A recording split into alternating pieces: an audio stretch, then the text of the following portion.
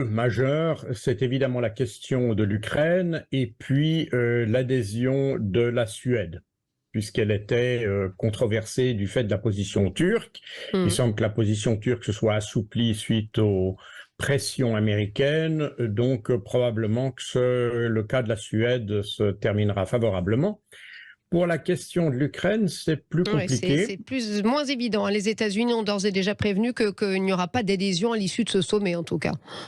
Tout à fait. Jake Sullivan, le conseiller à la sécurité des Nations, enfin les conditions d'existence de l'OTAN, il n'y a pas de règle qui interdirait l'accession de l'Ukraine à l'Alliance, même si elle est en guerre, théoriquement. Oui. Mais naturellement, le fait qu'elle soit en guerre a des conséquences et il faut, pour que l'Ukraine puisse accéder, d'abord, il ne faut pas simplement qu'elle le veuille.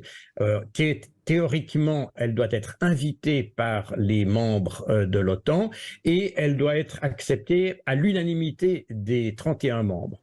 Il Et y a aussi là, ça quelques devient très conditions compliqué. d'entrée, hein, Jacques Beau, si je ne m'abuse, la liberté de marché, l'économie. Il y a plusieurs quand même petites conditions. Est-ce que l'Ukraine remplit tout, même si on ne va pas rentrer évidemment dans le détail de ces conditions, hein.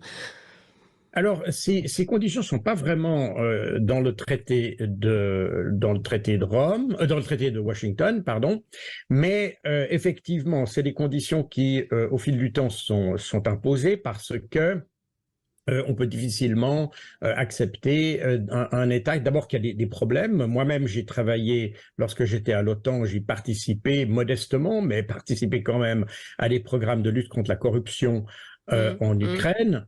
Donc, Oui. c'est un problème qui est connu dans l'OTAN, qui est combattu, que l'OTAN essaye de combattre d'ailleurs sans grand succès.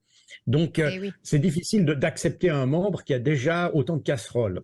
Mmh. En tout cas, la France a fait un petit peu une volte-face, hein, sur ce sujet. Emmanuel Macron qui était totalement contre, hein, on s'en souvient, à Budapest en 2008. Là, changement complètement de paradigme. Pour quelles raisons, selon vous? Lui, il plaide vraiment pour cette adhésion.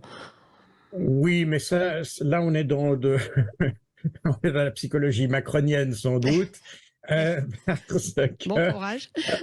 en réalité, à l'OTAN, il n'y a pas de discussion là-dessus. Ce sont les États-Unis qui donnent le là. Mmh. Quel que soit le cas de figure. Je rappelle que l'OTAN, à la différence des autres organisations, c'est une organisation où il y a un primus inter pares, c'est-à-dire les États-Unis, puisque c'est eux qui fournissent, si j'ose dire, la garantie nucléaire à l'Alliance. Par conséquent, ils ont une sorte de préséance par rapport aux autres membres, et par conséquent, c'est eux qui décident en fait, qui sera membre ou pas, factuellement. Jacques Beau, Donc, on a posé la question à nos auditeurs, hein, aujourd'hui.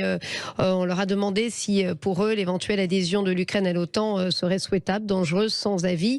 Et c'est assez massif, 93% la jugent dangereuse. Il y a évidemment cet article 5 qui rend solidaire en cas de conflit. C'est votre avis aussi, ça serait dangereux?